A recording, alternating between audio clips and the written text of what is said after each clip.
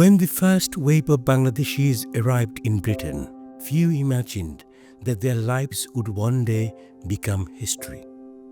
Except for a small number of people who understood that these stories needed to be told before they were lost to time. Among those who felt the responsibility, one name would stand out for his authenticity, punctuality, rigorous method, and deep understanding of historical research and references. And he is Farooq Ahmed. প্রথম যেদিন আমি ইংল্যান্ডে এসে পা রাখি, আসার পথে দেখা যায় একটা রাস্তার মাঝে দেখলাম আলি স্ট্রিট লেখা। এই আলি স্ট্রিটটা দেখে আমি ওই যিনি ড্রাইভার ছিলেন তাকে, আমার এক বন্ধু মানুষ, তাকে জিজ্ঞেস করলাম যে আলি স্ট্রিট কি এটা পুরনো রাস্তা, অথচ এই আলি স্ট্রিট কি কোনো বাঙালির নামে বা কার নামে এটা? তো উনি বললেন যে না, এটা তো বাঙালি হবার কথা না, এত আগে বাঙালিরা এদেশে ছিলেন বলে মনে হয় না। এই আমার সূচনা বা আমার মানে তারপরে আমি খুঁজতে গেলাম যে বাঙালিদের ইতিহাস এখানে কত বছর হলো, কিভাবে তারা আসলেন, কি করলেন। তখন খুব একটা পাওয়ার মতো কিছু ছিল না। ক্যারোলাইন অ্যাডামসের 7 সিজন 13 রিভার্স বইটা ছিল। আর আমি যে বছর আসি 1989 সালের, এই বছর নুরুল ইসলাম সাহেবের প্রবাসীর কথাটা বের হয়। তো দেখলাম যে এটাতে বিভিন্ন জনের ওরাল হিস্ট্রি। তখন আমি মনে করলাম যে আরও আমি খোঁজাখুঁজি করলাম, কিন্তু বাঙালিদের উপর কোনো প্রপার বই পেলাম না। শুধু যারাই করছেন, ইউসুফ চৌধুরী করেছেন, নুরুল ইসলাম, তারা কিন্তু ওরাল হিস্ট্রি নিয়ে কাজ করেছেন, বিভিন্ন জনের সাক্ষাৎকার, কিন্তু প্রপার কোনো হিস্ট্রি নেই। এই আমার মনে জাগলো যে আমি একটা কিছু করি। Today, many reputable publishers from Britain and Bangladesh are interested in Farooq Ahmed's works. His works are now published by one of the Bangladesh most respectable publisher, the University Press Limited. That achievement alone tells a story, the story of a man while living on the outskirts of London continues to learn, to write, to research, and to record the history of a diasporic community and its origins. সিলেটিরা যে লন্ডনে আসলো, কিভাবে আসলো, এই কারণটা খুঁজতে হলে আপনাকে সিলেটের ইতিহাসে যেতে হবে, যে এদের চরিত্র কিভাবে ছিল, এরা সমুদ্র থেকে 300 মাইল দূরেই তারা কেন আবার ওইখানে গেল। তো এই কাহিনীটাও আমি এখানে তুলে ধরেছি। এবং আগে আপনি দেখবেন রবার্ট লিঞ্জির আত্মজীবনী থেকে কাহিনীগুলো আমরা শুনে আসছি বা প্রত্যেকটা বইতে লেখা হয়েছে। আমার এটা দেখবেন এটা ভিন্ন ধরনের, কারণ রবার্ট লিঞ্জি তখন বৃদ্ধ লোক, উনি তার আত্মীয় স্বজন মেয়েদের কাছে গল্পগুলো বলতেন যে সিলেটে কী করেছেন ইত্যাদি ইত্যাদি। তো মেয়েরা বলতো, 2টা মেয়ে ছিল তার, তো মেয়েরা বলতো যে বাবা ওইটা লিখো। তো উনি বলতেন আমি তো অসুস্থ মানুষ, আমি এটা পারবো না। তো তারা ওইটা লেখে আর কি। তো ব্যাপারটা হচ্ছে এই যে তার স্মৃতিচারণ থেকে বলা, কিন্তু আমি যেটা এখানে তুলে ধরেছি সেই স্মৃতিচারণের সাথে ওই সময়ের ডকুমেন্ট যেটা তিনি ইস্ট ইন্ডিয়া কোম্পানির কাছে কী লিখেছেন, এখানে কি ঘটেছিল, আমি ওই কোম্পানির রেকর্ডগুলো খুঁজে ওই রেকর্ডগুলোতে কী আছে সেটার সাথে অ্যাডজাস্ট করে এটা বইটা লিখেছি। সুতরাং ওই অন্যান্য বইতে যে বিবরণ পাবেন, আমার বইতে সে বিবরণ পাবেন না। By the time Farooq began his deep exploration into the history of Bangladeshi settlers in Britain, the community had already made its mark. Bangladeshis were no longer newcomers. They were a settled and a vital part of British society. তো যেমন শিক্ষা ব্যবস্থার যে বিবরণ আপনার এটাতে পাবেন, আমি মনে করি না অন্য কোথাও পাবেন। সিলেটের যত বড় বড় জ্ঞানীগুণী হয়েছেন সবাই বেশিরভাগই এই আমাদের গভর্নমেন্ট স্কুলের ছাত্র, সিলেট গভর্নমেন্ট স্কুলের ছাত্র। কিন্তু গভর্নমেন্ট স্কুলের দেখবেন ওইখানে লেখা আছে 1836 ইংরেজিতে এটা প্রতিষ্ঠা, অথচ 1836 ইংরেজিতে ইংরেজিকে রাষ্ট্রভাষা ঘোষণা করা হয়। এবং সাথে সাথে এত লোক কোথায় পাওয়া গেল যে শিক্ষকতা করবে, আর যে এটা ভুল তথ্য। 1841 সালে সম্ভবত বা 40 সালে এটা ডেটটা আছে ওখানে।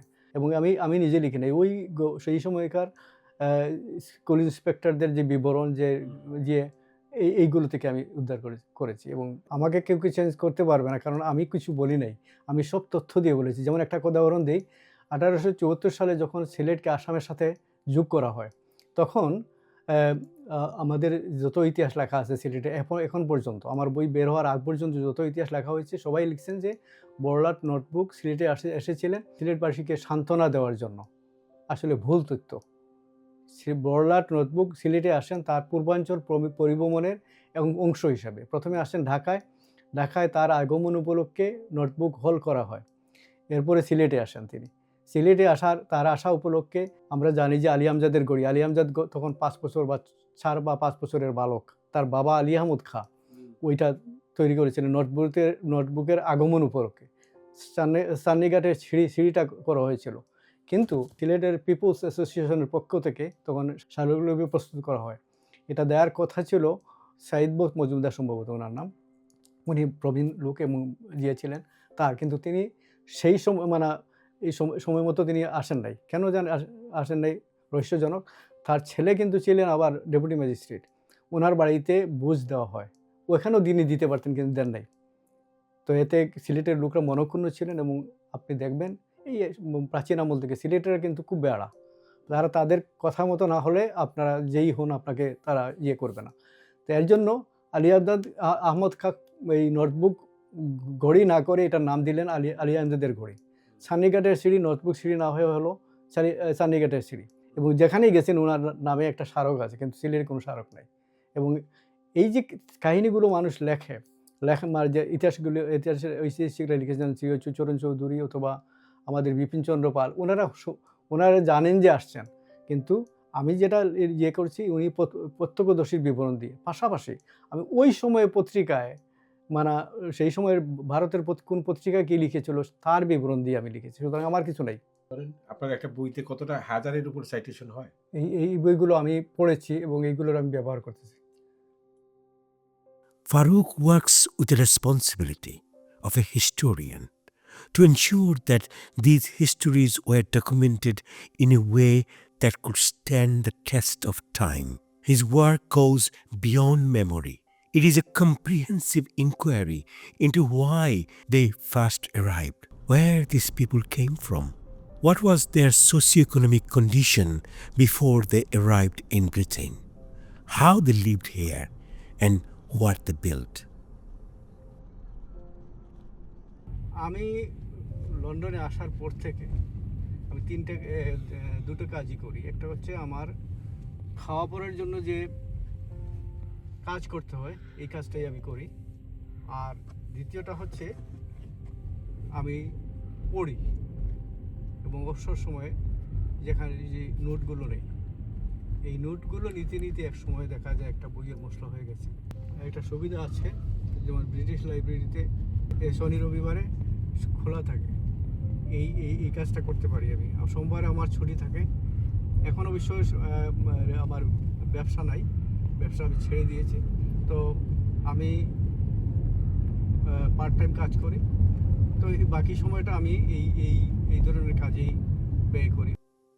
Farooq spends countless hours in the libraries across cities, searching for facts, verifying sources, and cross-referencing records to establish a truthful and meaningful historical narrative.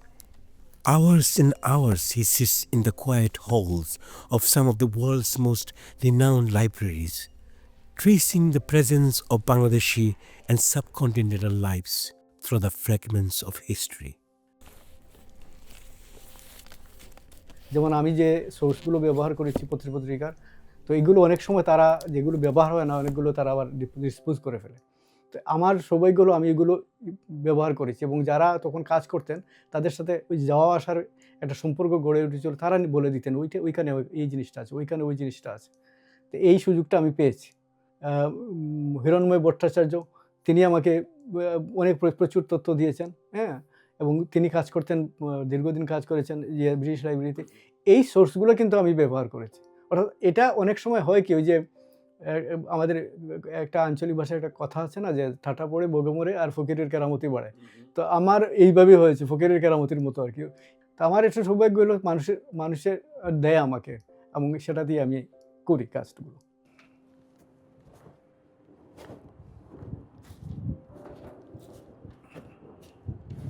এখানে আমাকে উদ্বুদ্ধ করেন রেনুল লুৎফা, উদ্বুদ্ধ করেন তাসাদুক আহমদ, আব্দুল মতিন, এরা। সবচেয়ে সৌভাগ্যের কথা হচ্ছে যে আমির আলী, ইসাক কাজল, তারা প্রত্যেকেই মরার আগে বলে গেছেন তাদের পরিবারকে যে তারা মারা গেলে তাদের বইগুলো যেন আমার কাছে হস্তান্তর করা হয়, দেওয়া হয়।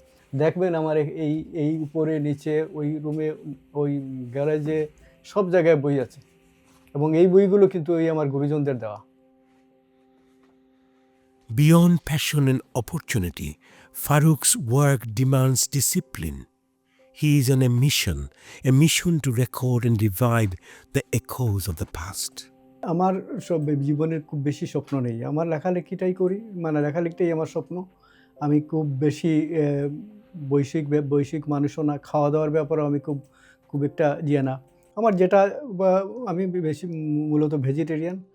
যদিও আমার পরিবার আমাকে খুব চাপ দেয় না, কিন্তু আমি চেষ্টা করি আমার পারিবারিক জীবনটাকেও আমি সমভাবে সময় দিতে এবং যত্ন নিতে। আমাকে যা করার আমি নিজে যোগা করি, এক্সারসাইজ করি, হাঁটাহাঁটি করি, এবং আমি গার্ডেনিং করি নিয়মিতভাবে। আরও অনেক কাজ আছে আমি যেটা করি আমার নিজেকে একটু ফিট রাখার জন্য। আমি জানি না কতটুকু করতে পারবো, কিন্তু আমার যে মাল মশলা আছে ঘরের মধ্যে, নিজের যে সংগ্রহ আছে বা অন্য আমার গুরুজনরা যারা দিয়েছেন আমাকে, এগুলো দিয়ে অনেক কিছু লেখার মতো আছে। তো আমি আমার ইচ্ছা যে আমি জীবনের শেষ দিন পর্যন্ত কাজ করতে চাই। আমি জানি না কতটুকু পারব।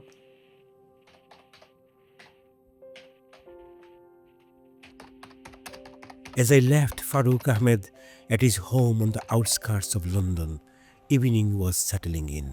The sun dipped below the London sky. Trains and trams moved in the distance, but the sound that stayed with me was the sound of his keyboard. With each key pressed, history is being written. Relentless, often alone, grounded in solitude and determination, Farooq Ahmed continues to write for us. Standing on his 2 feet, Farooq writes for generations yet to come. A child is born today may ask 50 years from now, what was the story of my father, of his father, of my forefathers?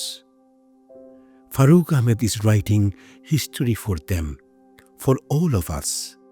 This is all about us, one story at a time.